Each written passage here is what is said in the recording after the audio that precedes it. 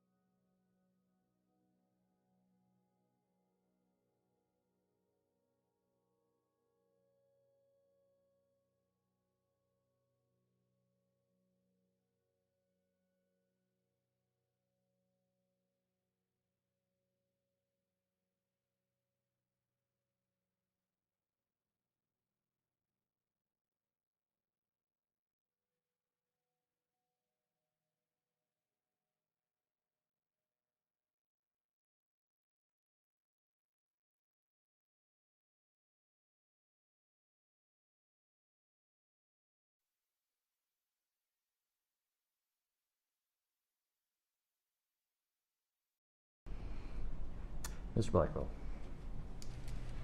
Good morning, Dr. Tobin. Good morning, Mr. Blackwell. Would you tell us what's your current employment? I am a physician in pulmonary and critical care medicine. And whereabouts? In Chicago at Hines VA Hospital and Loyola University Medical School. And is Hines VA Hospital a large facility? It used to be the largest VA hospital in the country. I think it's now been superseded by one or two others. And you specialize in pulmonology?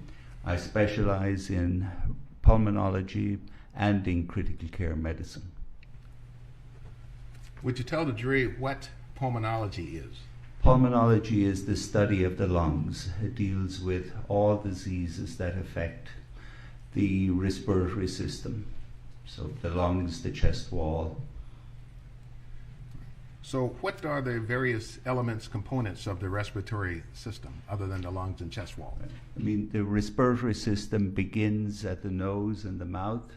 It goes down through the back of the throat, down through the windpipe, out through the bronchial tubes, and then down at the bottom, down to the alveolar air sacs. These are the small grape-like structures at the bottom where all the gas exchange takes place, where oxygen gets in and carbon dioxide is removed.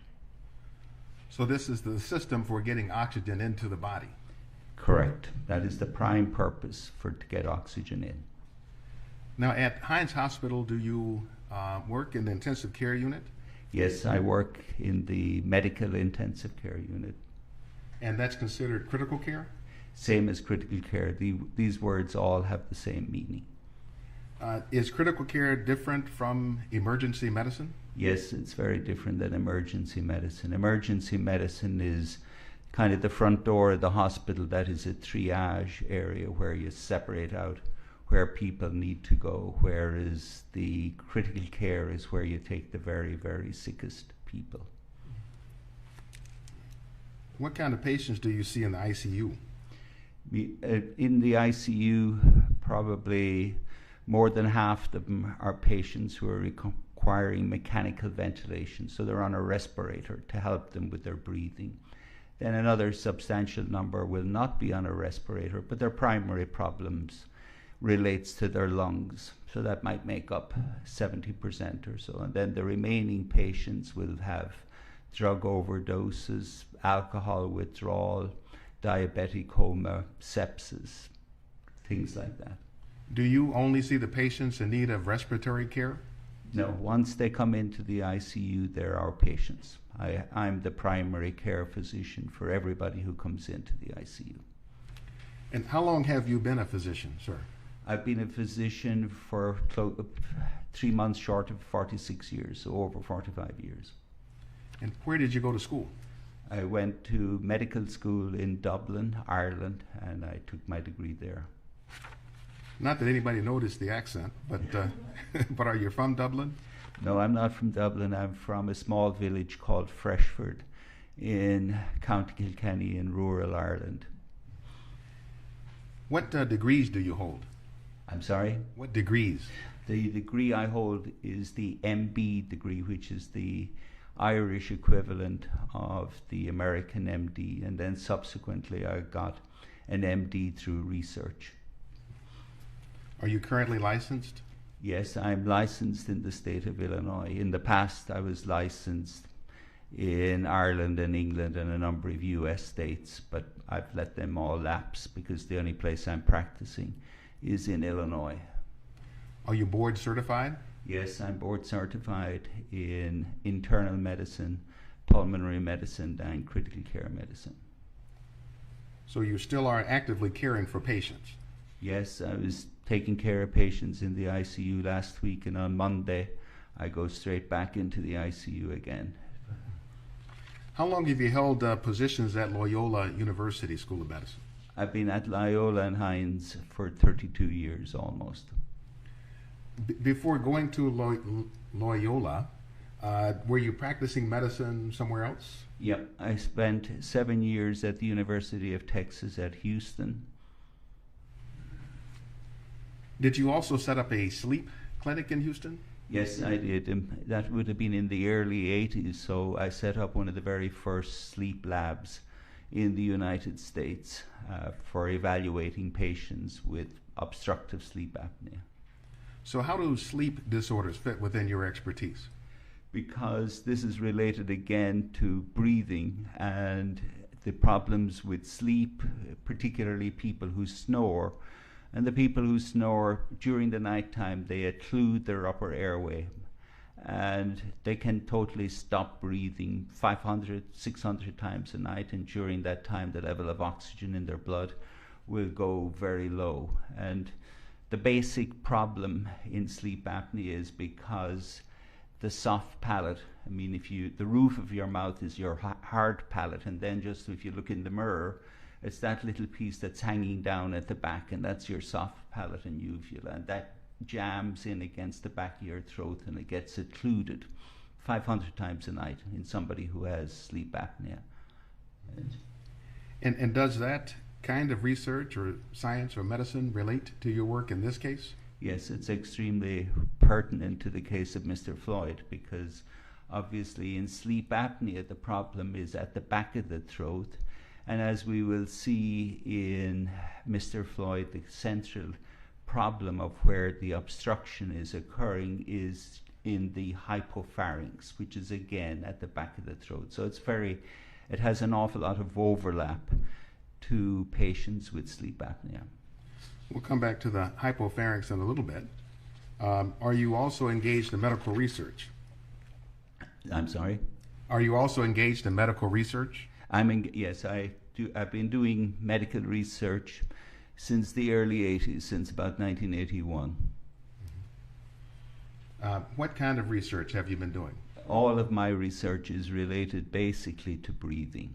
So it is kind of looking at breathing in patients with lung disease, people who have lung disease who walk in the door to the clinic, and also patients who are in the ICU, and particularly patients who are requiring mechanical ventilation. But then I do a lot of research that has absolutely nothing to do with clinical medicine, just to know how people breathe. Have you authored a textbook on the subject of ventilation? Yes, I've authored a large textbook on mechanical ventilation that's called The Principles and Practice of Mechanical Ventilation.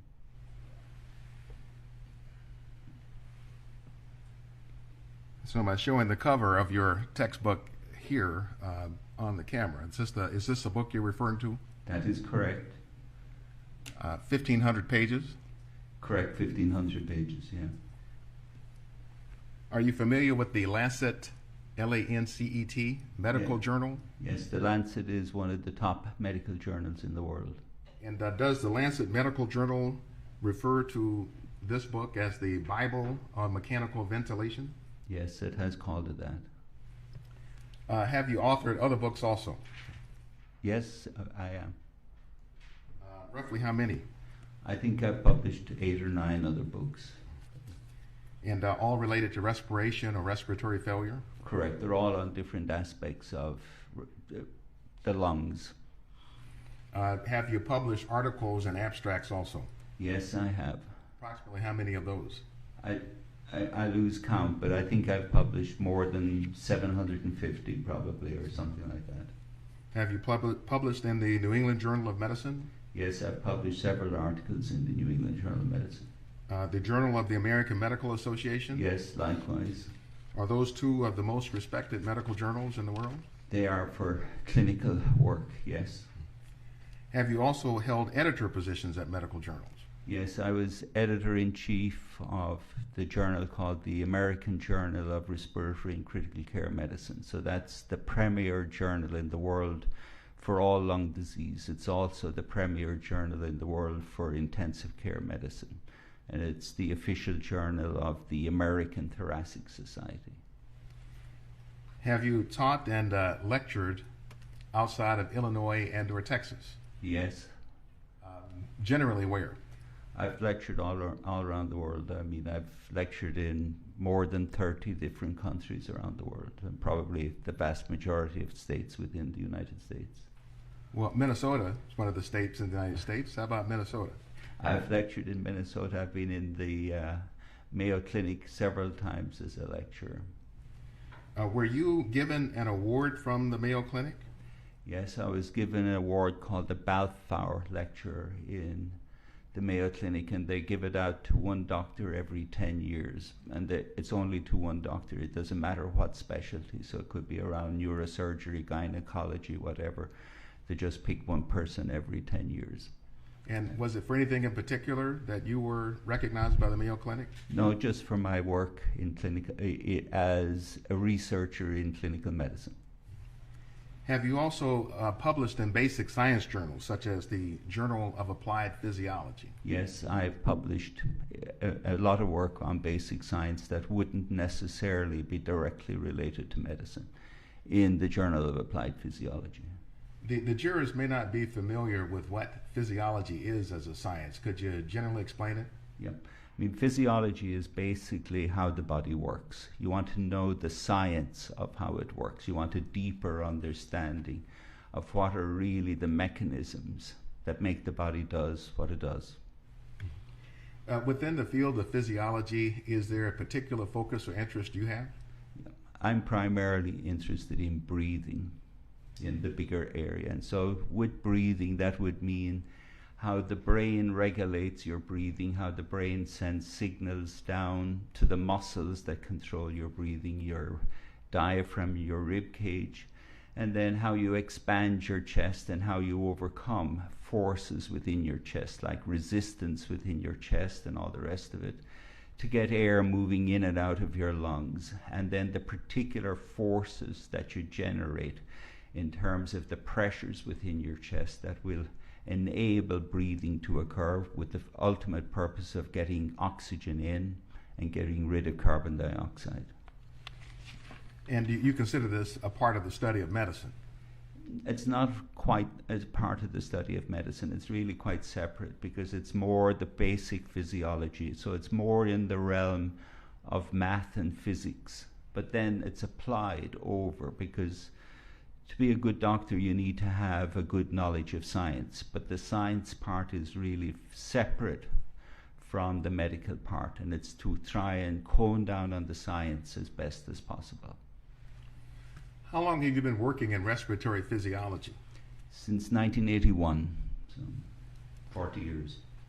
And what exactly drew you to the physiology of breathing? I mean, because I was going into pulmonary, at that stage I knew, as already directed, I had spent 5 years doing lung disease, and I just wanted to really know how you breathe, and I wanted to come up with new knowledge, because everybody thought everybody knew everything of how to breathe, and I thought it would be fun to find a lot of new stuff. So doctor, do you know of others kind of in your field who have been studying respiratory physiology for 46 years? No, I mean, I know an awful lot of them along the way, but I mean, I would know no more than a handful or less of people who are still doing physiology at the patient's bedside. No. After 46 years. So doctor, let's change subject and talk a little bit about your experience of work as serving as an expert. Have you served as an expert witness before? Yes, I have. What types of cases? Practically all of them have been in medical malpractice. So I've done it for both the plaintiff, for the patient side, and I've done it for the defense, for the physician side. Have you ever been involved in a criminal case before? No, I have never been involved in a criminal case. Have you testified in court before? I've testified in court. I don't keep track of the numbers, but I suspect I've been in court about 50 times. Would you tell the ladies and gentlemen if you're getting paid for your time in this case? No, I am not getting paid. And why is that? Well, when I was asked to do the case, I thought I might have some knowledge that would be helpful to explain how Mr. Floyd died. And since I'd never done this type of work in this nature before, I decided I didn't wish to be paid for it. So did you volunteer to the state of Minnesota, or did the state of Minnesota call you? The state of Minnesota contacted me. What were you asked to do, Dr. Tobin? I was asked to review the medical records related to the case. These were medical records from Hennepin County. Then there were a number of interviews of people that were interviewed. I was given a long list of these, and primarily it was related to looking at a large number of different videos. But of course then the big part was that I needed to read on the scientific background of all the various aspects related to it. So let's talk about your opinions with respect to this case. Have you formed an opinion to a reasonable degree of medical certainty on the cause of Mr. Floyd's death? Yes, I have. Would you please tell the jury what that opinion or opinions are? Yes, Mr. Floyd died from a low level of oxygen, and this caused damage to his brain that we see, and it also caused a PEA arrhythmia that caused his heart to stop. And by PEA, you mean pulseless electrical activity? Correct. It's a particular form of an abnormal beat of the heart, an arrhythmia, and a particular form of it. Is this what some persons might refer to as asphyxia? Yes, it has been called asphyxia. To me, it's not terribly helpful. It just, what we're really talking about is a low level of oxygen. Other people talk about hypoxia. That again is just a Latin term meaning a low level of oxygen. So all of this is just really other words for a phenomenon that is a low level of oxygen. Have you formed an opinion to a reasonable degree of medical certainty as to what the cause is or was for the low level of oxygen in Mr. Floyd? Yes, I have. Would you tell us what that is? The cause of the low level of oxygen was shallow breathing. Small breaths, small tidal volumes, shallow breaths that weren't able to carry the air through his lungs down to the essential areas of the lungs that get oxygen into the blood and get rid of the carbon dioxide. That's the alveoli at the bottom of the lung. Dr. Tobin, would using a short video that you prepared help you explain to the jurors how oxygen gets into the lungs and the body? How we take in oxygen? Yep. I'm going to show you what's been marked as Exhibit 950.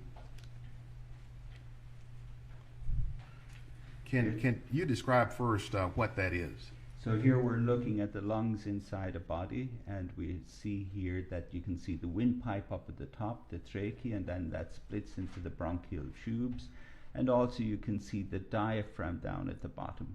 And when the diaphragm contracts, there will be air moving. The jurors can't see it yet, so I'm just having you just identify. Oh, I'm sorry, terribly sorry. I apologize. Yeah, I'm going to offer it, Your Honor. All right. Exhibit 950. 950 is received. Yeah. Please proceed. We can, we'll display it so the jurors can see it.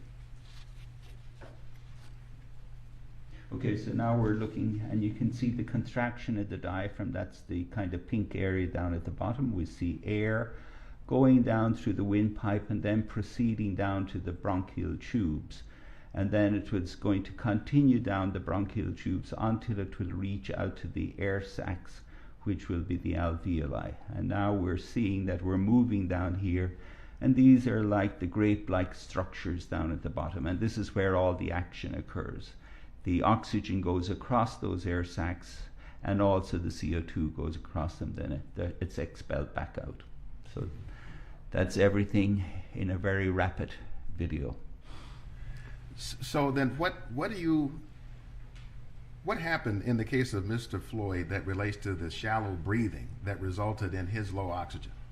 So there are a number of forces that led to that the size of his breath became so small. And so there are a series of forces higher up that are leading to that. And the main forces that are going to lead to the shallow breath are going to be that he's turned prone on the street, that he has the handcuffs in place combined with the street, and then that he has a knee on his neck, and then that he has a knee on his back and on his side. All of these four forces are ultimately going to result in the low tidal volume, which gives you the shallow breaths that we saw here. And so the air will not be able to reach those air sacs we just saw in the video, where the oxygen is exchanged and the carbon dioxide is removed. Doctor, is there a concept that in the respiratory medicine field known as dead space? Yes, there is. How does that relate to Mr. Floyd? So if you think of the video back all the way until you saw those clusters of grapes, where you saw the blood vessels surrounding the alveoli, everything up to there is dead space. So as you're breathing in, you breathe in through your nose, your mouth goes down through your windpipe, down through the bronchial tubes, radiating out until it reaches the air sacs. Up till you get to the air sacs, it's all dead space, because the reason we call it is because no oxygen can get across those bronchial tubes. No carbon dioxide can get across it. The oxygen and the carbon dioxide, the only place that gets across is those little grape-like structures. So everything in the lungs before that is dead space. So you mentioned several reasons for Mr. Floyd's low oxygen, and I just want to capture those for the jury, and then we'll talk about them. You mentioned one, handcuffs and the street.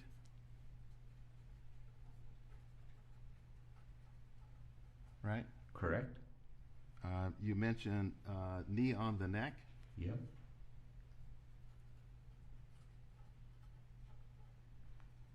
Sorry for my writing. You'll know what I didn't get an A in school. The prone position. Yep.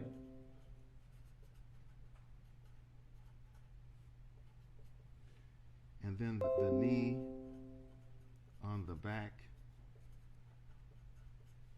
arm inside. Were those the four? Yep, these are the four. Okay. So we want to talk about each of these, but before we do that, might it be helpful for explaining your testimony to the jury for them to see the relative positioning of the various officers on Mr. Floyd's body when he was subdued on the ground? Yes, I think that would be very helpful. Did you assist in preparing an illustration to show the relative position of the officers on the ground? Yes, I did. And let me show you what's been marked as Exhibit 949. Could you just tell us, describe generally for the record what it is?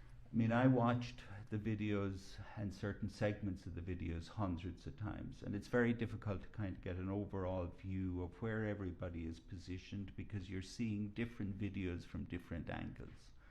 And so the artist has taken all the different videos here and he's combined them into one moment in time, and you can see here, and also he will remove the police vehicle, so you're going to get a better view. So you're looking kind of at a bird's eye view of where Mr. Floyd is lying and where the officers are positioned in relationship to Mr. Floyd.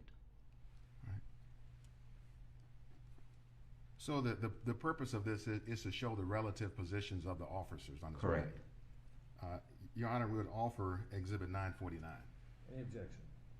No, Your Honor. 949 is received.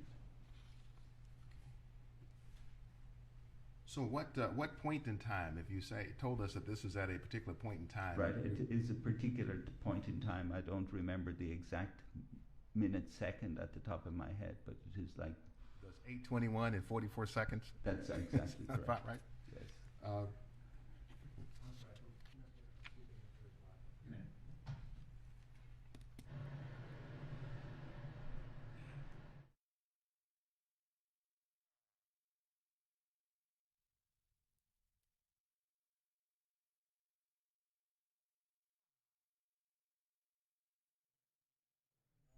Thank you, Your Honor.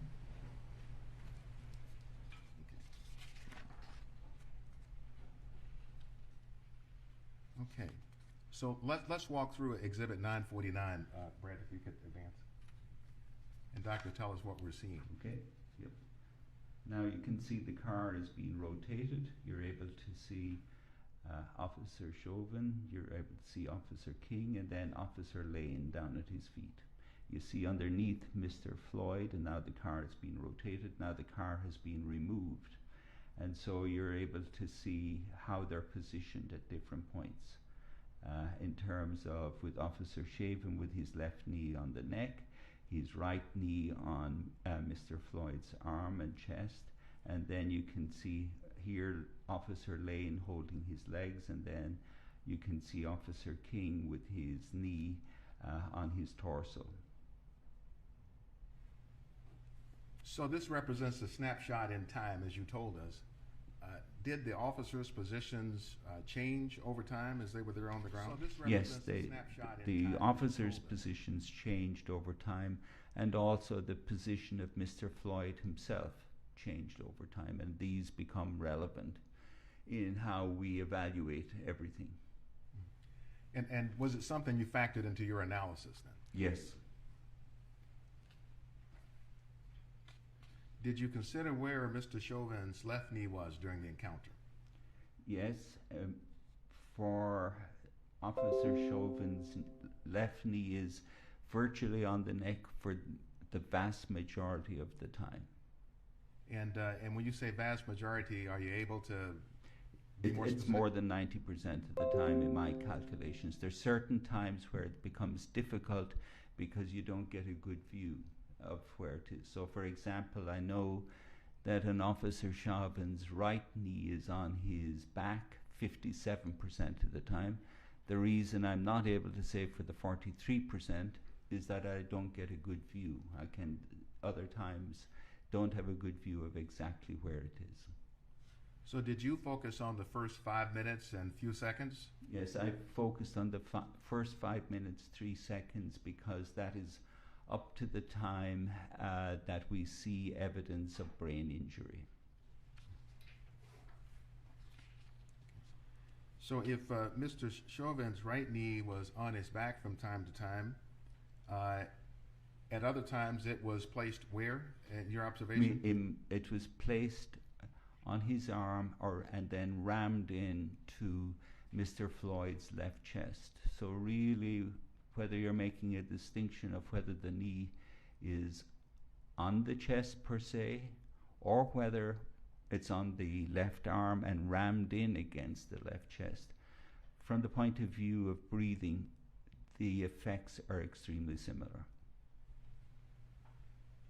So let's turn to the number one on the. Sorry, your notes are... Oh yes, on the dot cam.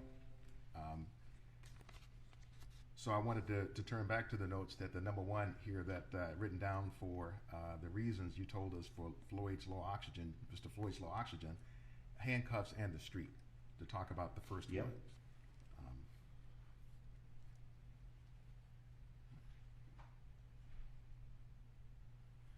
Could you first, Dr. Tobin, tell us how these various mechanisms, the four that you've discussed, handcuffs in the street, knee on the neck, prone position, knee on the neck, back, knee on the back, arm and side, how do those mechanisms fall into your work of either respiratory physiology or clinical medicine?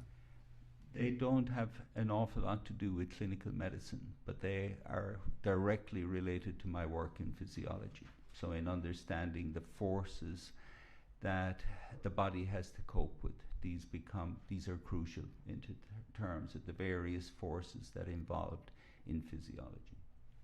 So then, turning to the first one in handcuffs and the street, the very first one, what is the effect of the handcuffs in the context of what happened to Mr. Floyd? The handcuffs are extremely important in Mr. Floyd, but the handcuffs on their own, just handcuffs per se, are not that important. It must be the handcuffs combined with the street.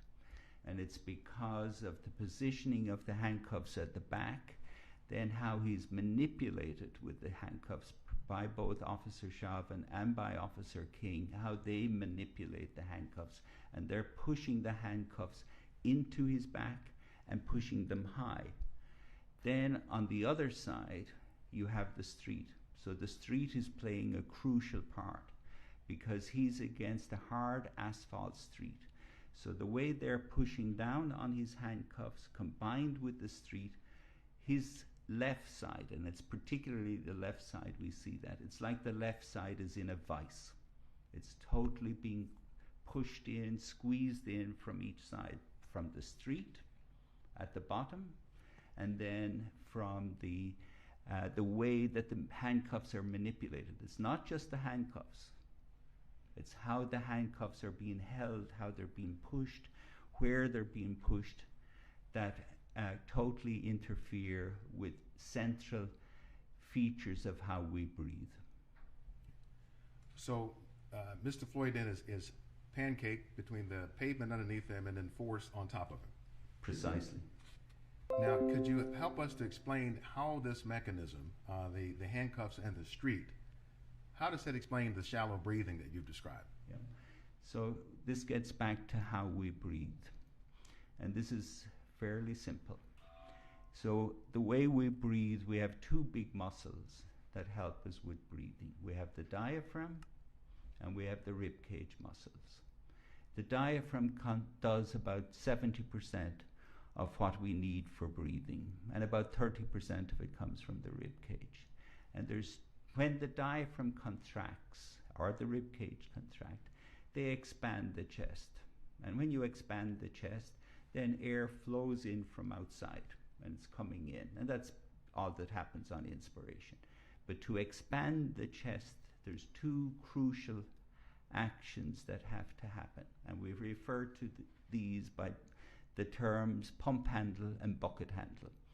So if bucket handle is simple. So if you have a regular bucket that you carry water with, and you lift up the handle of the bucket, the handle comes up like this.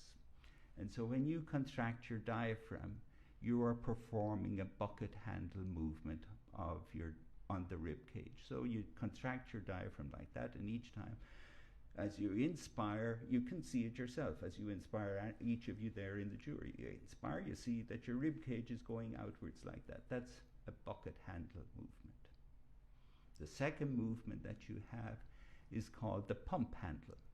And this reflects to an old water pump that would be in the yard for pumping out water.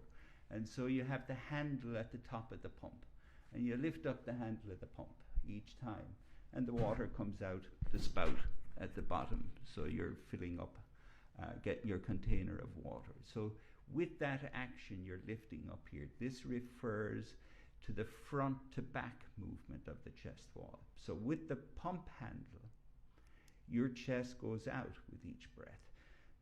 And so you can do it yourself. As you take a deep breath, you can feel that front to back, you're expanding your chest. The front to back expansion of your chest is with your pump handle. At the same time, you're doing both of them at the same time. At the same time you're doing that, your chest is expanding from side to side, and that's with your bucket handle. So both of these are occurring, and these are vital. Without these, you can't breathe. If you don't have the bucket handle working and the pump handle working, there's nothing happening. There's no air going to get in there. So, doctor, do you have a photograph that you brought that would help to better understand the pump handle and bucket handle? Yes. Let me show you what's been marked as State's Exhibit 951. Do you recognize what this photograph depicts? Yes. Is it an accurate portrayal of a certain incident, disaster? Yes. Yes. Would it help to explain the testimony? Yes. So this is an event that happened in England. Dr. Sorry, Tobin, just one moment. I apologize. Yeah, I need to offer sooner, Your Honor. We offer Exhibit 951. Any objection?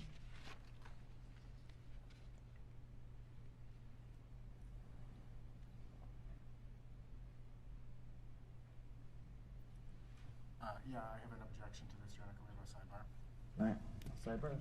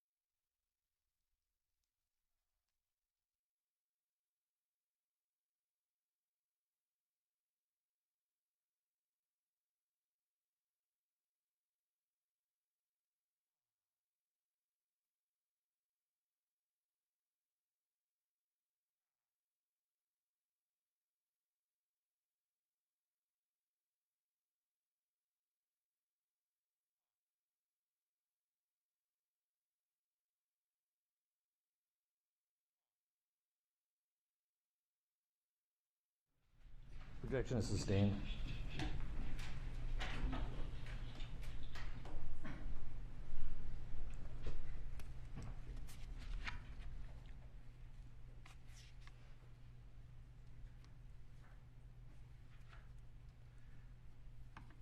Doctor, in this case, were you able to observe whether Mr. Floyd's breathing was impacted by the handcuffs and the placement on the street? Yes, I was. What did you observe, Dr. Tobin? What I observed is particularly is in terms of the hands of the police and the handcuffs, particularly on the left side. So they were forcing his left wrist up into his chest, forcing it in tight against his chest, forcing it high up. And you have to keep in mind that the opposite side of this is the street. So he was being squashed between the two sides. And so this meant that he couldn't exert his pump handle because, I mean, the street totally blocked his pump handle. There was no way he could do any front to back movement. And again, the way they were pressing in on the back, there was absolutely no way that he could do any front to back movement. Then in addition, because of the knee that was rammed in against the left side of his chest, sometimes the knee was down on the arm or in against the chest, so this would have the same effect. So basically, on the left side of his lung, it was almost like a surgical pneumonectomy. It was almost to the effect as if a surgeon had gone in and removed the lung. Not quite, but along those lines. So there was virtually very little opportunity for him to be able to get any air to move into the left side of his chest. So he was going to be totally dependent on what he'd be able to do with the right side. Have you selected any footage from the body-worn cameras that you feel depicts Mr. Floyd's struggles to breathe? Yes. I'm going to show you what's been marked as State's Exhibit 944. And first, would you describe what it is? What you're seeing here is on the... Dr. Tobin, the jurors aren't seeing it yet. It's just describing it for the record. This is just for foundation on what it is. They will not see this. I'm describing what I'm seeing. For now, yes. Yeah, okay, that's fine. What I'm seeing is that his left hand is being grabbed by the police officers. So that's a handcuffed left hand, and it's being pushed into his chest. So he's just not able to expand that. In addition, what I'm seeing... All we I'm did sorry. was the foundation for Oh, I What it is. apologize. I apologize. I didn't. So let's hold off and turn it Okay, back. I'm Thank you, sorry. Judge. My misunderstanding. Your Honor, we'll offer State's Exhibit 944. Any objection? 944 is received. All right. Now, Dr. Tobin, the jurors can see it. Okay. So would you- I apologize. No, it was quite all right. Would you tell us what's Yeah. the significance? So, I mean, now you're able to see here with the yellow arrow, you're able to see that the officer is holding Mr. Floyd's left hand. He's holding it very firmly. There's a very firm grasp on it. And then Mr. Floyd's left hand is being pushed in against his chest. Also, we're able to see just on the side that Officer Chauvin's knee is coming in, and that's compressing in against his side as well. So the ability to expand his left side here is enormously impaired. And also you're seeing that the size of the chain between the two, the right side and the left side, is very short. So his whole left arm is also being pulled over. And so it's preventing him also from expanding the right side. I've been focusing on the bucket handle and the pump handle on the left, but you can also see here that these are impaired, his ability to expand his chest. And of course, the key factor you must keep that isn't kind of in a sense seen here in one sense is the street. The street is what is having a huge effect because he's jammed down against the street. And so the street is playing a major role in preventing him from expanding his chest. Thank you. If you could clear the screen, Your Honor. And Dr. there is a stylus if you need to use to draw on the screen. Thank you. Now, did you select another still image that you observed as Mr. Floyd struggled to breathe? Yes. I'm going to show you what's marked as State's Exhibit 942. And if you could just identify it. I identified.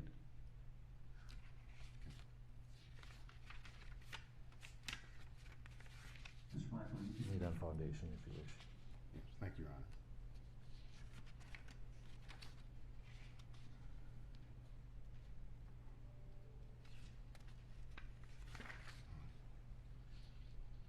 So do you recognize this as the still image that you selected? Yes, I do. Your Honor, we offer State's Exhibit 942. Any objection? No objection. 942 is received. Could you tell us, Dr. Tobin, what's the significance of this image, of what we see here? What you're seeing is slightly different on the two images, but they marry together. If you look on the left side, you see his finger is pushing against the street. You also see the hands here of the officers around his left hand. You can see the left handcuffed arm. As we discussed, you're seeing a more clear view here, how it's been really rammed into the back of his back. There's just no way he's going to be able to expand that. But with the left image, you see the finger on the street. Then over on the right image, you see his knuckle against the tire. And to most people, this doesn't look terribly significant, but to a physiologist, this is extraordinarily significant, because this tells you that he has used up his resources and he is now literally trying to breathe with his fingers and knuckles. Because when you begin to breathe with your rib cage and your diaphragm. The next thing you recruit after that is your sternomastoid muscle, which is the big muscle in your neck. And then when those are wasted up, then you're relying on these types of muscles, like your fingers, to try and stabilize your whole right side, because he's totally dependent on getting air into the right side. So he's using his fingers and his knuckles against the street to try and crank up the right side of his chest. This is his only way to try and get air to get into the right lung. You know, Doctor, showing you what's been marked as State's Exhibit 938, is this a related series of photographs and images? Yes. Your Honor, we offer State's Exhibit 938. Any objection? 938 is received.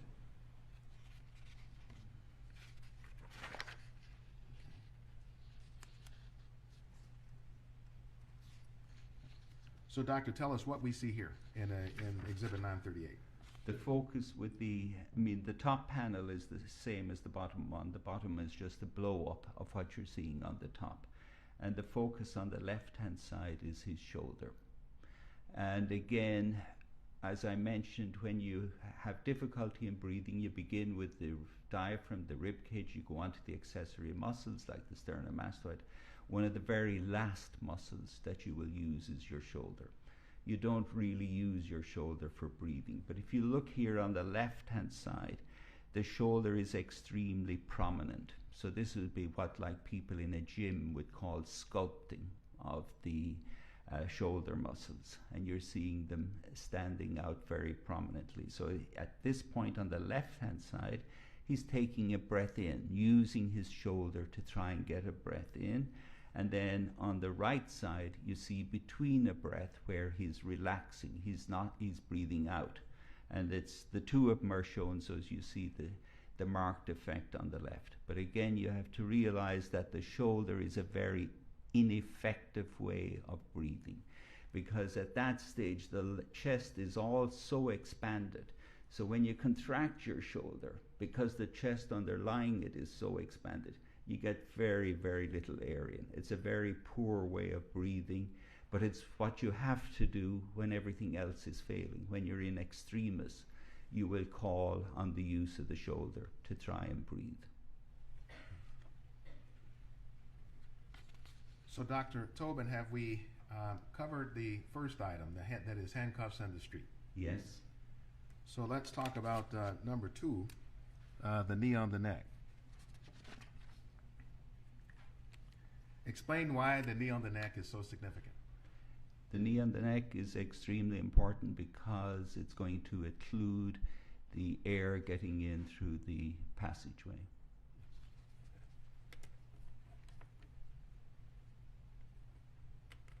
So is it possible, doctor, to perhaps even demonstrate with an anatomy lesson Yes, that may be relevant? To understand the knee on the neck, you need to examine your own necks, all of you here in the jury, like I'm doing now. And so, the first thing is, if you put your index and thumb up here at the top of your neck, the first big thing you're going to find is your Adam's apple. And you can find the Adam's apple, and it's a very sturdy structure because it's surrounded by cartilage, and it protects the voice box, the larynx, which is essential for speech. And so any amount of compression on the Adam's apple is not going to compress it. This is an extremely strong, sturdy structure. It's not going to be compressed by a knee on the neck. Then you go down from your Adam's apple and you feel the little bumps beneath that. And these are the rings of cartilage of your trachea, or your trachea. So this is your windpipe here. And so that's, again, because of the cartilage there, a knee on the front of that part is not going to cause compression, okay? But then bring your finger up to the top of your Adam's apple. And up at the top of your Adam's apple, you're now directly over the hypopharynx. And the hypopharynx is the crucial area in Mr. Floyd. So this here is where the hypopharynx is located on your surface anatomy.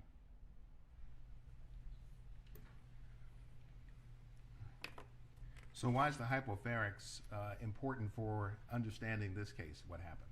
The hypopharynx is very important for understanding this case for a number of reasons, because it's so vulnerable, because it has no cartilage around it. It's going to be an area that is compressed. It's extremely small to breathe through, and it becomes very important for being able to continue to breathe through. Doctor, I want to show you what's been marked as State's Exhibit 935 and 937.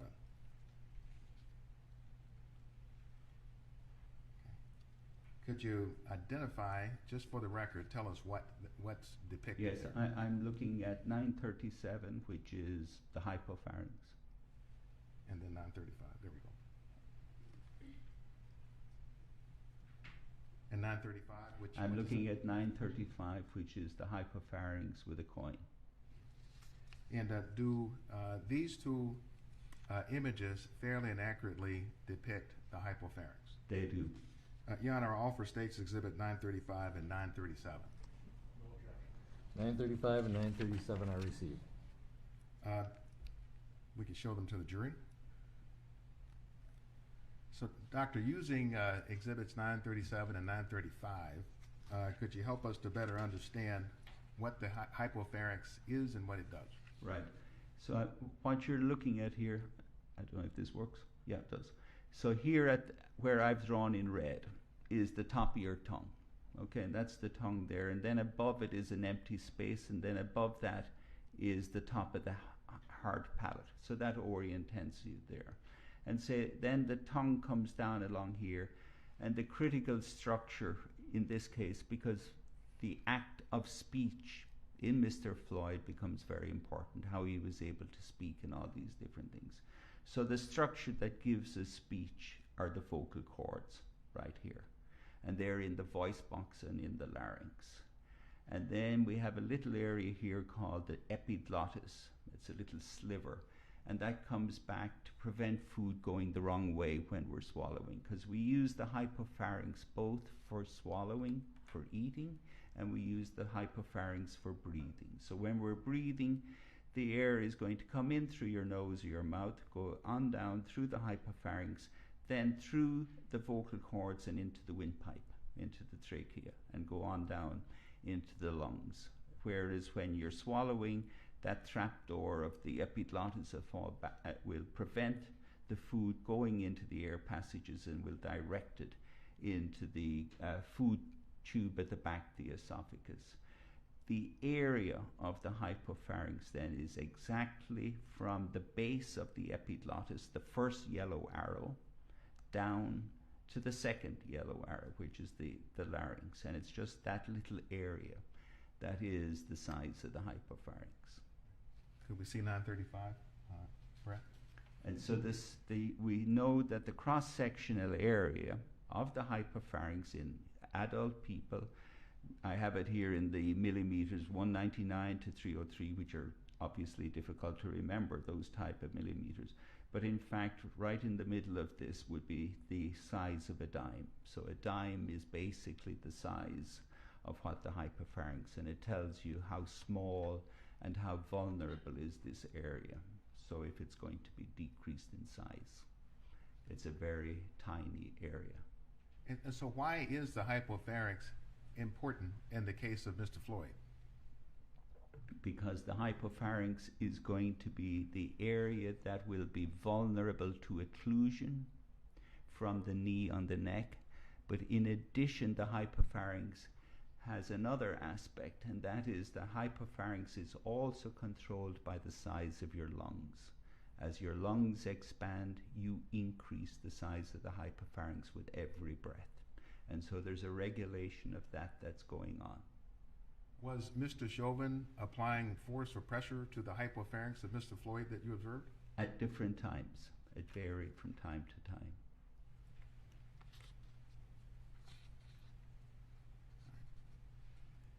Now, are you able to tell us if Mr. Chauvin had put his weight directly, his full weight on Mr. Floyd's neck, are you able to tell us what impact or effect that would have had on Mr. Floyd? Right. If Mr.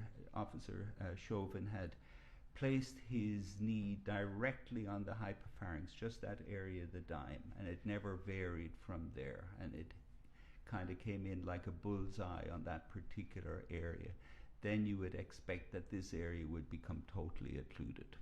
But he varied the position.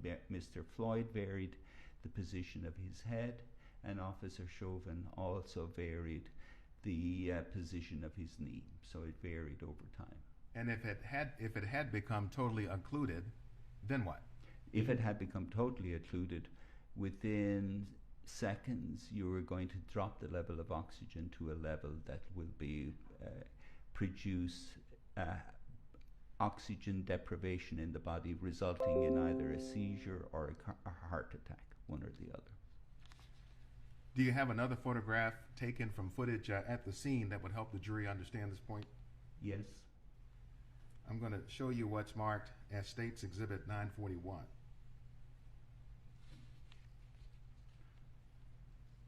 And this is derived from Exhibit 15 already in evidence. Do you recognize this photograph in 941? Yes, I do. Your Honor, we offer States Exhibit 941. Any objection? 941 is received. Dr. Tobin, tell the ladies and gentlemen of the jury what it is you mean to convey here in Exhibit 941. So if you're looking, say, on the one at the left, and if you look at me first before you look at that. So if you stick your finger in your ear and you draw a line from the finger of your ear going down through the vertebral bodies in your spinal column, you can get a line going down, and you're looking at that axis. And that's what I've drawn in here with the yellow dotted line. And so if you look here on the first slide, you see that Mr. Floyd's nose, his face, is directly face down on the street. It's not at any angle.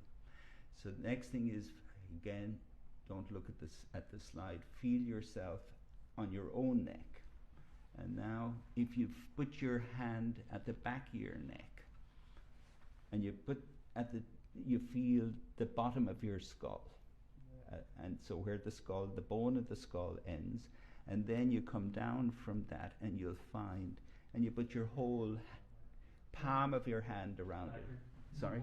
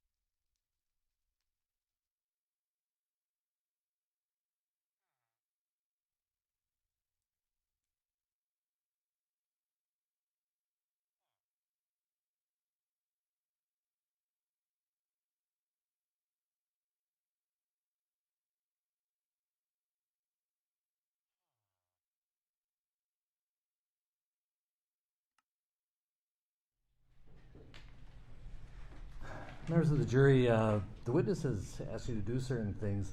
These are not required. You may do them, and he should phrase it more in terms of if you were to do that. And if you wish to do it, that is your choice. You are not required to do anything that the witness instructs you to do, but feel free to do it if you wish. Mr. Blackwell. Thank you, Your Honor. Dr. Tobin, if we could go back to where you're explaining the anatomy in the back of the base of the skull. Yep. So as I'm putting my hand here at the back of my neck, and I'm feeling the tip of my skull, and then I'm bringing down my hand, I'm feeling an extremely thick ligament, and that's called the nuchal ligament. And it's almost, as I put the full palm of my hand on my nuchal ligament, it's almost like wood. It's so strong a ligament. And that ligament is what you're seeing. The knee is being placed over on the left-hand slide. And so with a knee directly over the nuchal ligament, it can cause no obstruction, because this is such a dense ligament. And that's what you're seeing. And you're seeing as well with the yellow triangle, the yellow diagonal here, that the bulk of Officer Chauvin's knee is above that yellow line. The second thing, separate from this, on this slide, you can see that Mr. Floyd has his face rammed in to the street, because he's using his face here to try and crank up his chest.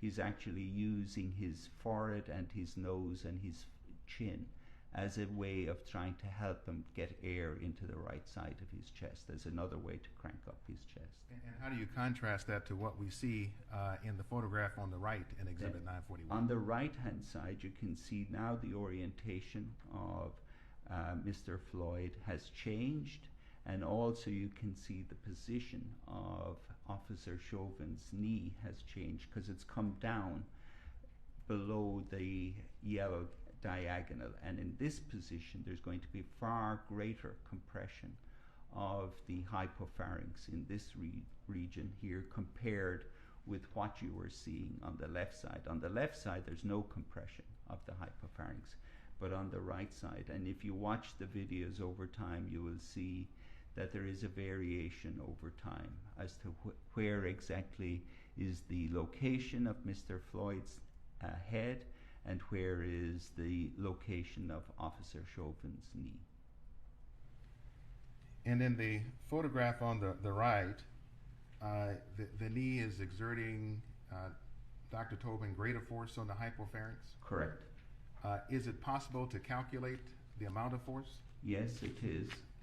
So we can calculate the amount of force based on the weight of Officer Chauvin, on his body weight, taking into account how much gear weight, the gear that he carries, and then also you have to remove out the weight of his shin bone and his boot, and so subtracting out all of these, and then you can calculate the weight.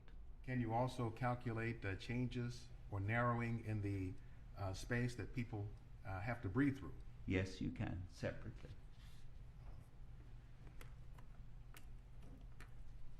Would this be in any way akin to breathing through a small opening like a straw? Yes, it would. So, I mean, when you have to breathe through a narrow passageway, it's like breathing through a drinking straw. But it's much worse than that, because breathing through a drinking straw, I mean, is somewhat unpleasant, but not that unpleasant.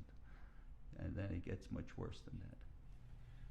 So as the space narrows, is it more difficult than to breathe through? Enormously more difficult, and we know that from physics. And through physics, then, is that something that can also be calculated? Yes, that can also be calculated. And that type of a calculation, would it be specific per se to George Floyd? No, it wouldn't. This would be for anybody, for we know in terms of what happens physiologically when you have this level of narrowing, this is going to happen to everybody. Can you please explain to the jury what those calculations would show about the effect of the narrowing on the airway on breathing? Right, yes. I believe there's an exhibit that relates to that. Let me then show you what's marked as States Exhibit 940 and 939.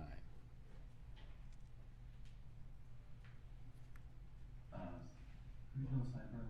Yes, sir.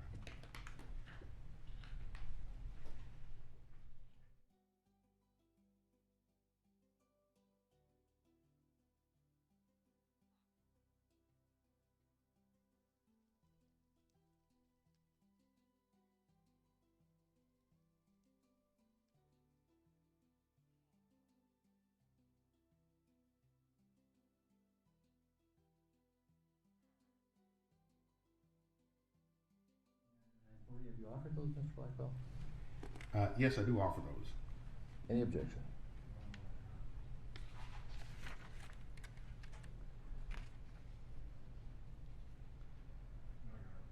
No, 939 and 940 are received. So let's start with Exhibit 940. Dr. Tobin, tell us what's depicted here. Describe this for us. Yep. So this is a physiology experiment, and what it's looking at is what is the effort to breathe. That's what's shown along the y-axis of the plot, and then it is with different levels of narrowing. And so the very bottom one with the white triangles, the lowest curve, that's normal, there is no narrowing. And so we see that as the flow varies, and shown in red is what would be the normal flow rate in a 46-year-old man. And we can see what is the work that is done. If you look at the normal one, and then you look at 60% airway narrowing, and this is much more narrowed than breathing through a straw. And you can see there's really no bigger increase in the effort to breathe. It's hardly different from what it, in terms of normal. But then if you get 85% narrowing, now you see that the effort to breathe increases 7.5 times compared with what it was with no narrowing. And so you're seeing a huge increase in the work that is required. It becomes far more difficult to breathe as the narrowing becomes more narrow. And doctors, let's look at Exhibit 939. So this is the science behind that plot before I showed you. And this is just the equation in physics that tells you how that works. And the key thing when you look at an equation like this, for me as a physiologist, is I focus on the square sign of the stricture. That tells me here when I see a square sign on top of it and it is below the level on the equation, it is the denominator. I know with that you're going to be fine all along for a period of time, and then suddenly everything is going to increase enormously. You're going to into what we call an exponential increase. And that's exactly what we see on the experiment that was done, where we're seeing there's really nothing happening at 60. It's nothing much. But then at 85%, it suddenly takes off. And if you had beyond 85%, it would be even more and more. And so based on the formula here, you can tell that as you're narrowing and narrowing, the effort to breathe is going to become extraordinarily high and at some stage unsustainable. You're just not going to be able to do it. So in this case, in the case of Mr. Floyd, the narrowing was of his hypopharynx? It was in the hypopharynx, yes. Did the Mr. Chauvin's knee on the neck then cause the narrowing of the hypopharynx? Yes, it did. So given the changes that you observed in Mr. Chauvin's knee on Mr. Floyd over time, were any of those changes significant from the standpoint of placing pressure on the hypopharynx? Yes, they're extremely significant. Let's look, Brett, at Exhibit 947.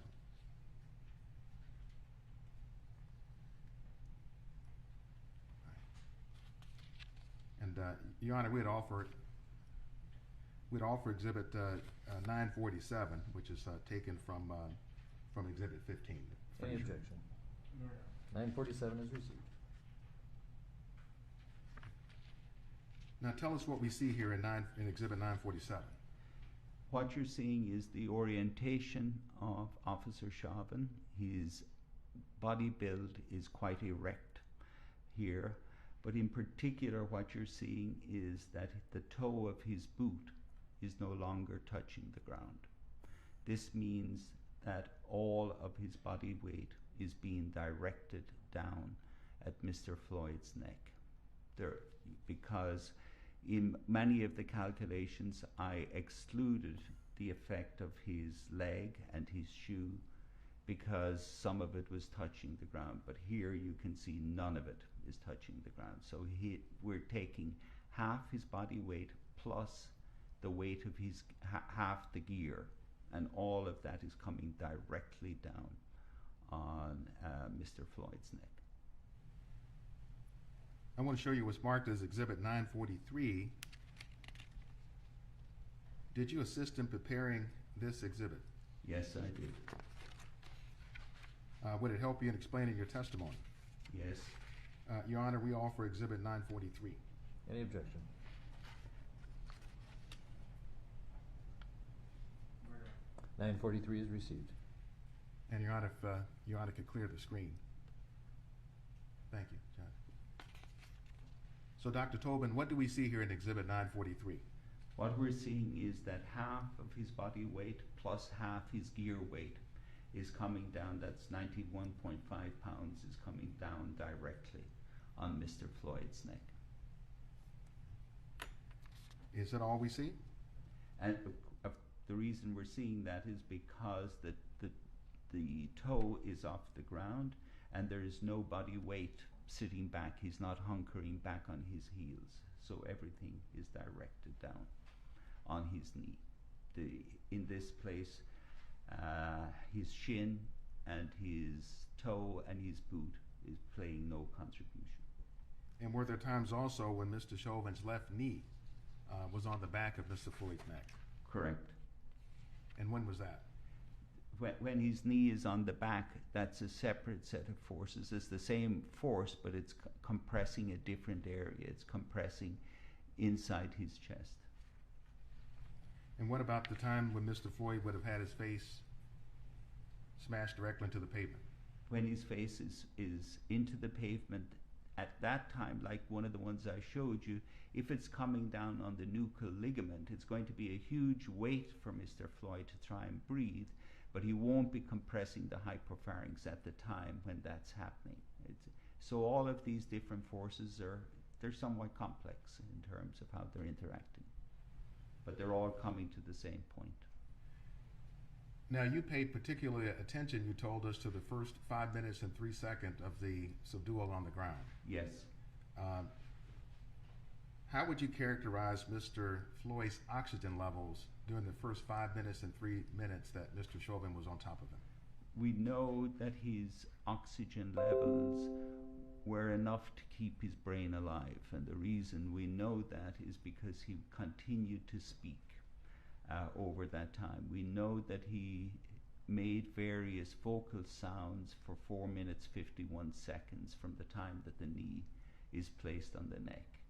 And that's telling us partly that he's speaking, but the big thing is it's telling us, because you can't speak without a brain being active. And so we know there's oxygen getting to his brain for whenever he is making an attempt to speak.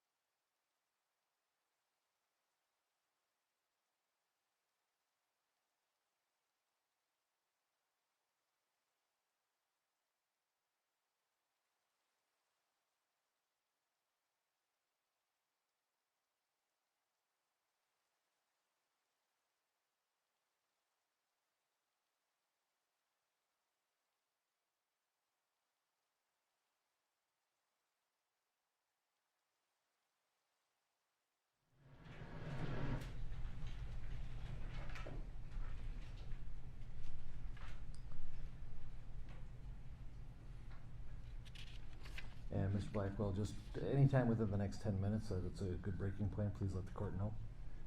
Your Honor, this would probably be a good time. All right, for a break. let's take our 20-minute mid-morning break.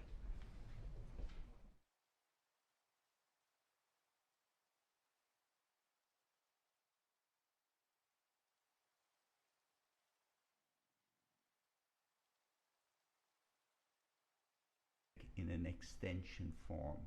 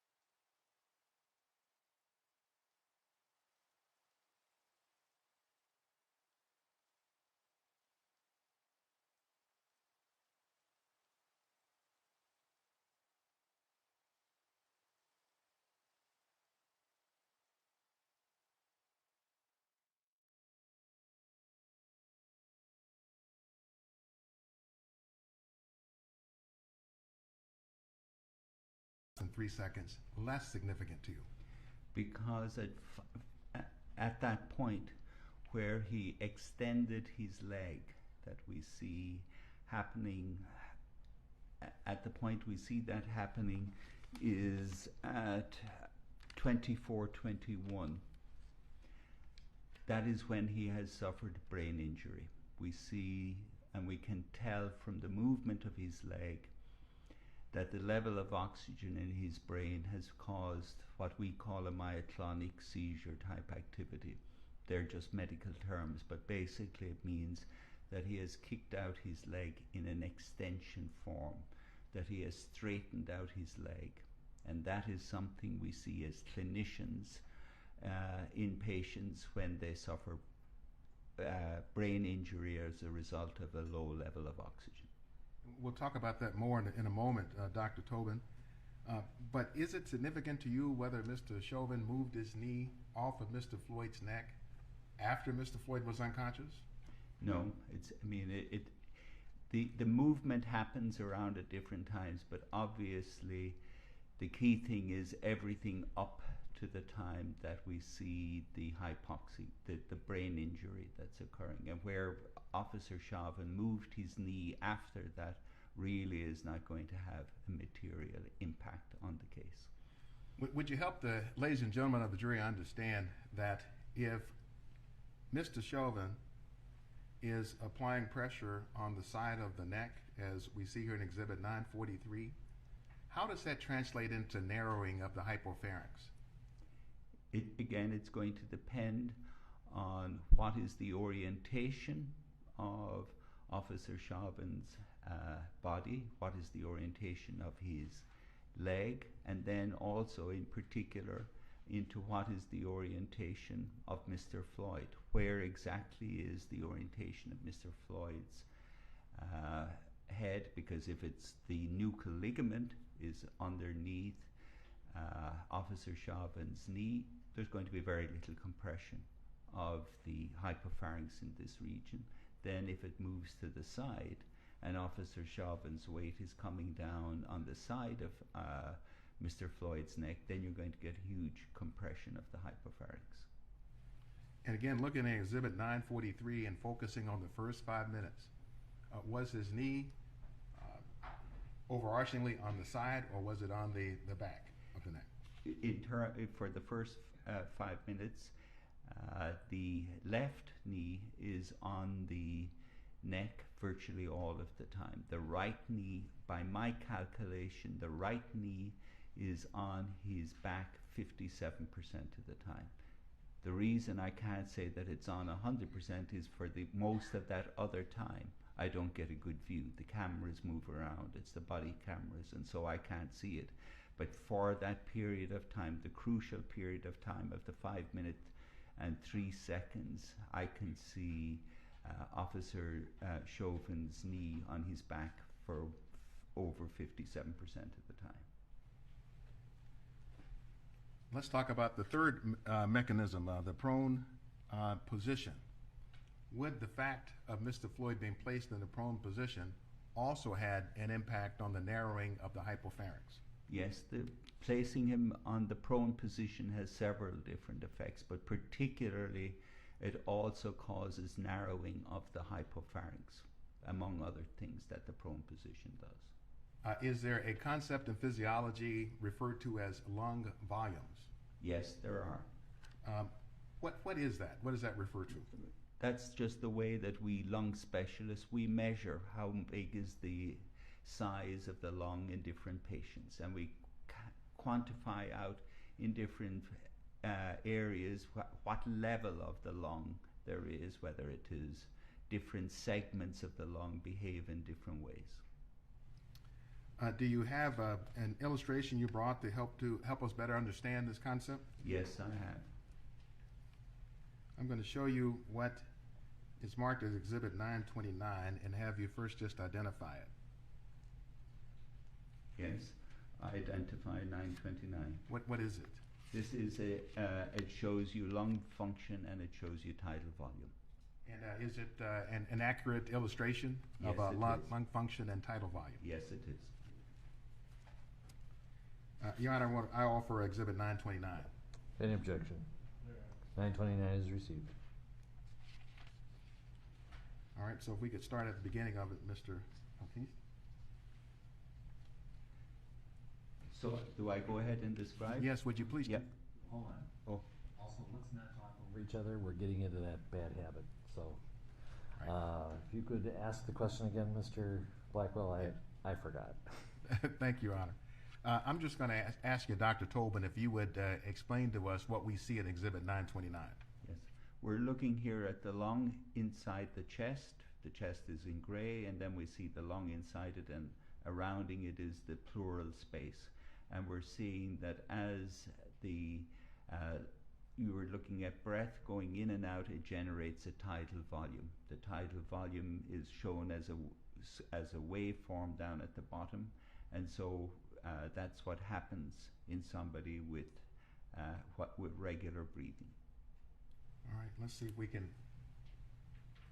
get our tidal volumes to tide. So here you can see that the chest is expanding. Like on the front, you're seeing the pump handle action of the chest. And then with each breath, you can see air going into the lung, and that produces the tidal breath. So this is the tidal volume. And then on exhalation, it's going back out. Dr. Tobin, is there a standard or normal size of breath? Yes, there is. In virtually all adult people, it's about 400 cc's is the size of a tidal volume. Same for men and women? Same for men and women, and it's the same for teenagers and grandparents. So can lung volumes be calculated? Yes, then you can calculate all further additional lung volumes in addition. Did you actually do a calculation for Mr. Floyd's lung volume? Yes, I calculated out his lung volumes precisely based on his age, his sex, and his height. I want to show you what's marked as Exhibit 939 and tell me if this reflects your calculation.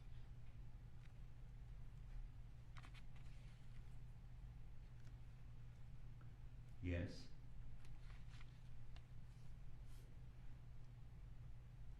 I said 939 is 930, Exhibit 930.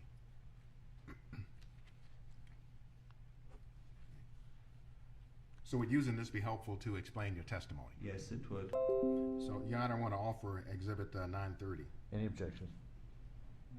930 is received. Okay, so these are the lung volumes in Mr. Floyd while he's sitting on the sidewalk. And the key lung volume that we're going to be focusing on is the EELV. That's the end expiratory lung volume. And that becomes crucially important in understanding what happened to Mr. Floyd.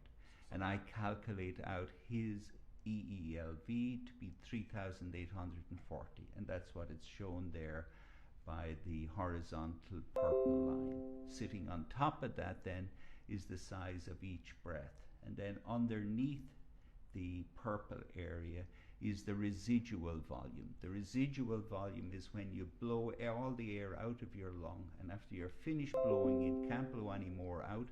That's the air that's still left inside your chest, is the residual volume. And that in Mr. Floyd is 2 liters and 300 cc's, 2300. That's included in the ELV. The ELV is everything below that horizontal purple line. So the ELV sitting upright is 3840. We also see on this Doctor, slide. if I could stop you for just 1 second, and to help us understand better the end expiratory lung volume, the EELV, would that be commonly referred to as oxygen reserves? That it's also where your main oxygen stores are in the body, are contained within your EELV. This is where you store your oxygen reserves. So for the ladies and gentlemen of the jury, it's true that not all the air you breathe in is exhaled out. No. Yes, I mean, because the ELV is basically the volume that's in your lung in between each breath. So when you are breathing in and out, when you're between the next breath, what's in your lung is your EELV. And the residual volume, the RV, is that also residual oxygen that the body can use? Yes, so the oxygen reserves you have are included in the EELV, and obviously a subset of the EELV is the residual volume. So all below the purple horizontal, all below your tidal volume is your oxygen reserves. And so then can you explain your calculations for Mr. Floyd's lungs? So here we see, based on his age, his sex, and his height, we're seeing exactly that his ELV sitting upright is 3,840, and we see his residual volume is 2,300. And again, the amount of air he's taking in tidal volume would be the same as anyone else? Right, and that's the 400 up at the top, the pink piece going up and down, that's the tidal volume. And that's the same as for anybody. And 400 cc's? Correct. Is that cubic centimeters? That's cubic centimeters, correct, or milliliters, or however you want to put it. And the oxygen graph that's on the side? Yes. What does that depict? So the level of oxygen in anybody varies with age, and this is exactly the level of oxygen you expect in a 46-year-old man. So it's a PO2, that's the level of oxygen measured, and pressure of oxygen. If you were to do an arterial blood gas where somebody stuck a needle into your wrist, took out a sample of arterial blood, that is the level of oxygen they'll find, 89 millimeters of mercury is the units we use when we describe levels of oxygen. Now, you told us that Mr. Floyd, being in the prone position, served to narrow the hypopharynx or decrease the volume of oxygen in the lungs. Right. It had multiple effects, including those two. Why is that? Because the ELV is very important in terms of, obviously, it's where we store the oxygen, but as well as that, it has an effect on the upper airway. So when you breathe in, you don't notice it.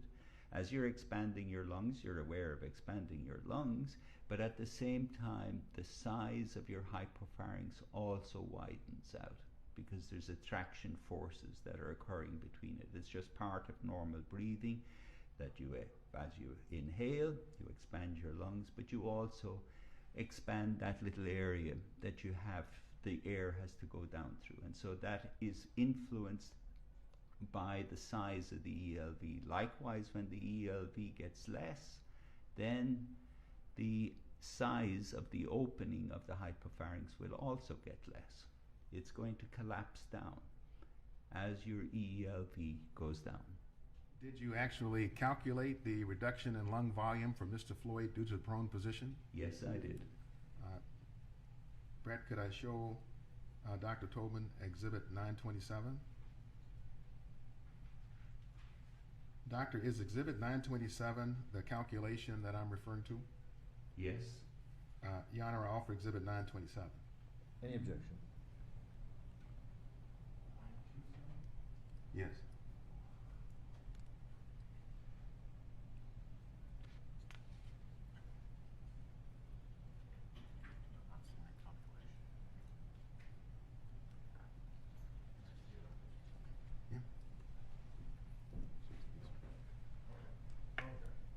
927 is received.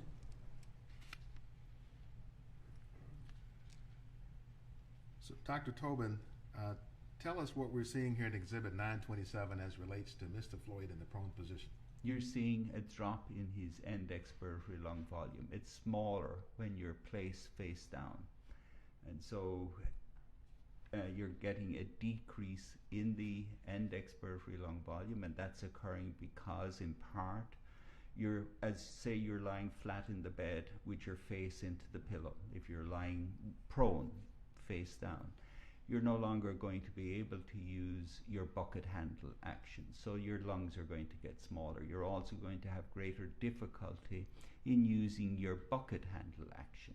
It's less so than the pump handle. And then, as well as that, as you lay face down, your belly is going to rise up into your chest, and so your diaphragm rises. So the lungs get smaller, and that is what we see here. So in anybody who is turned prone, you see that the lung volumes will on average go down by about 24% by simply turning them prone. So with that, when you're getting the smaller lung volumes, you're getting less reserves, and you're also going to affect the hypopharynx. So if the lung size goes down 24%, do the oxygen stores also go down 24%? The oxygen stores will go down by 24% as well. Once you have less volume inside your lungs, your oxygen reserves are going to go down proportionally. Is it absolutely 24%? No, I mean, again, in physiology, the way we do things is we look at what is the average change that happens when we do experiments. But in biology, there's always a certain amount of biological variation. And so there's always going to be something like a 2 to 4% variation that you're going to see around these numbers. But when we speak about something, we speak in terms of the average change that is occurring. So is a 24% reduction significant in the case of Mr. Floyd? Yes, it's extremely important because, again, because of the factors that we're dealing with. We're seeing here that with the reduction in the ELV from the prone, we're decreasing the oxygen reserves. We're also affecting the size of the opening of the hypopharynx, because as the ELV goes down, you're getting a proportional reduction in the size of that. And in addition, when you're turned prone like this, your work of breathing goes up because the stiffness of your lungs changes and the stiffness of your chest wall changes. So the person has to do more effort to breathe in that position. So the hypopharynx is linked to the size of the lung, that is the size of the hypopharynx. Yes. So doctor, maybe you can help us to understand this. Is it true that some persons suffering from COVID are actually treated in the prone position? Absolutely. Why is that? It's a different scenario, but I mean, in any patients with pneumonia, and particularly with COVID, but we see it in any patients with pneumonia, when you turn them prone, it can help. The problem is if they have pneumonia, they have bad matching between the blood vessels going through the lungs and the air sacs. We saw the movie at the beginning where you saw the alveoli and you saw all those blood vessels surrounding the bunch of grapes. In people who have pneumonia, COVID, whatever, that matching is going to be very bad, and that's what leads to the worse oxygenation in those patients. If you flip those patients prone, some of them will show no improvement, but a substantial number of them, the matching will get better between the blood vessels and the air sacs. You can't predict ahead of time until you turn the patient prone. You're not going to know which ones are going to do better, but some of them do. And so this is why prone has been very valuable in patients with COVID, but that is in people with pneumonia. This does not apply to people with normal lungs. It's not happening. So, Dr. Tobin, also a lot of people sleep in the prone position. Yes. Is that dangerous?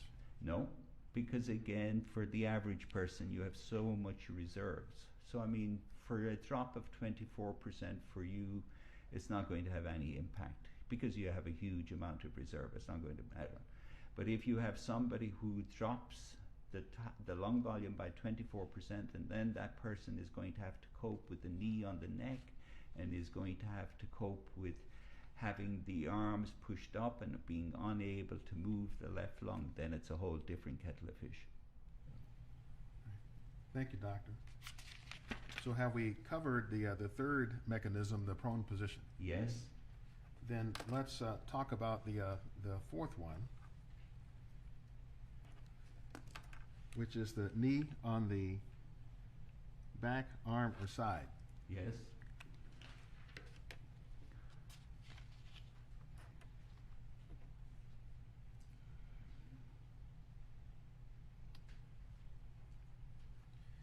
Now, if we bring to mind Mr. Chauvin's right knee on Mr. Floyd's back or left side. Well, let me ask this, forget that question.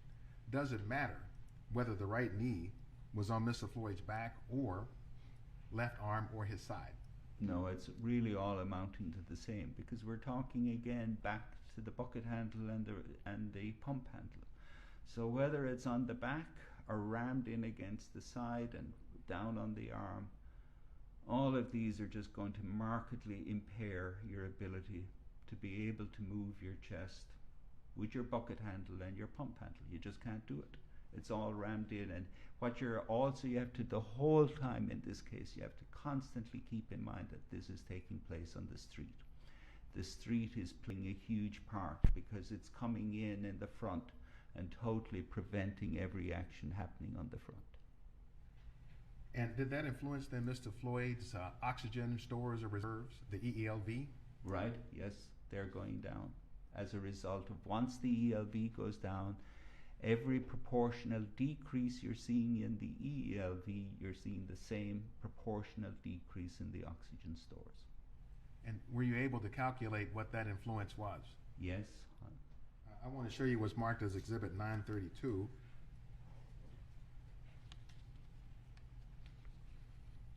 And I ask you, Dr. Tobin, does this reflect the calculations that you did? Yes, this does. So now you see with the effect. One moment, I'm Doctor. sorry. One moment. Going off. Your Honor, I apologize. I offer Exhibit 932. Any objection? 932 is received. Now, Doctor, please tell us what we see here in 932. So what you're seeing here now is that now it's no longer just prone. Now you have the knee on the back in addition, or the knee on the side. And so this is going to further compress down the EELV.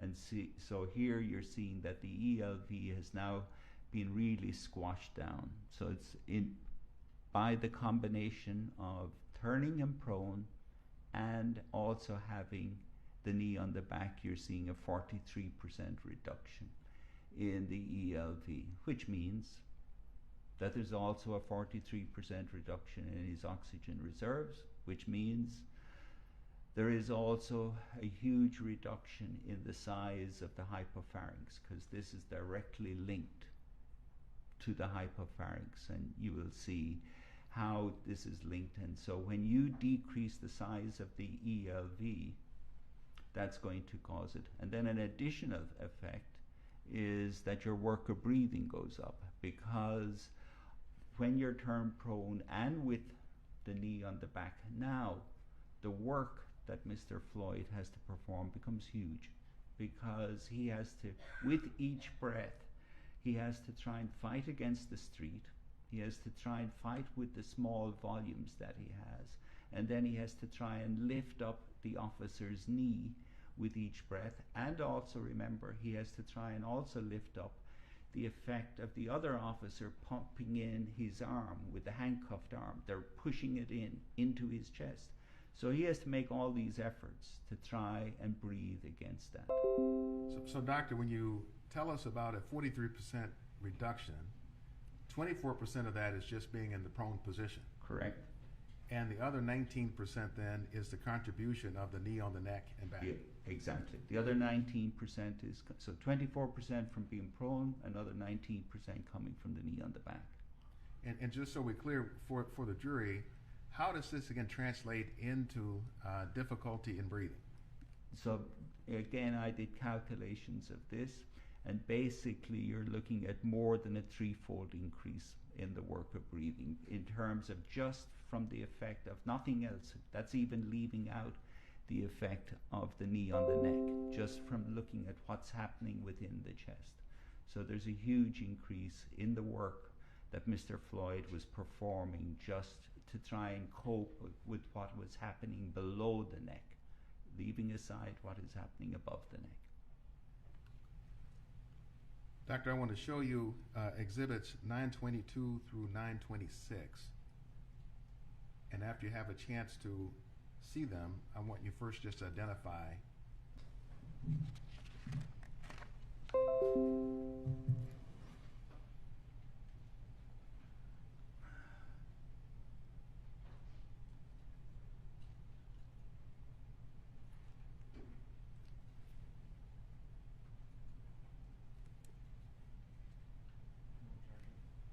922 through 926 inclusive are received. So, doctor, if you will walk us through these to help us to understand the narrowing of the hypopharynx in the case of Mr. Floyd. Right.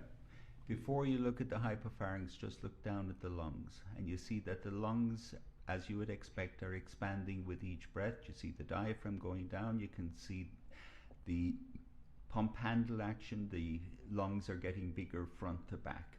But then you see that exactly as the lungs are expanding, if you focus up in the yellow boxed area, and then the yellow boxed area is enlarged over on the right side. And you can see that as you inspire, the size of the hypopharynx is also enlarging. So you're seeing both of these happening. So it's the effect of the lung volume, how it influences the opening of the hypopharynx.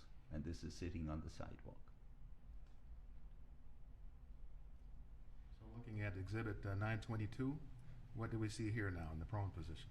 Right, so now we see Mr. Floyd after he's turned prone, and now we can see the lungs are smaller than they were because they fall, we know when you turn prone.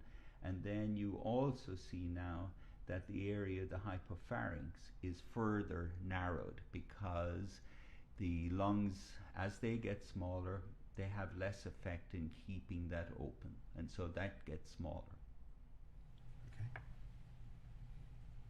And then we have the knee on the back, and now we see with the knee on the back, then the lungs become further reduced, like I showed you for the precise calculations of the volumes. And now you see here is the size of the hypopharynx further is shrunk as a result of it. So the opening through the hypopharynx is impacted by the knee on the back. And if we compare them all together, all three? Right. So here you're seeing them all together. So on the left is sitting on the sidewalk, then just the effect of prone, and then the effect of prone with the back compression. And you can see the arrow is pointing out to you on the first one, where is the hypopharynx, right, that area, and with the epiglottis directly in front of it. And you can see that it's expanding when he's sitting down.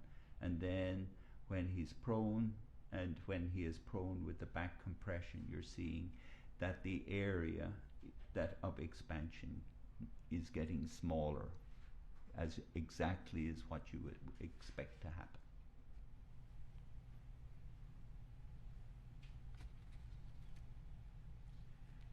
Going back to Mr. Floyd's lung volumes, Dr. Tobin, is there a point in time when you determined that Mr. Floyd did not have enough oxygen in his stores even to remain conscious? Yes, there is. And when was that? The time in terms of the loss of consciousness was 24:53. We can tell it precisely in terms of where the absence of consciousness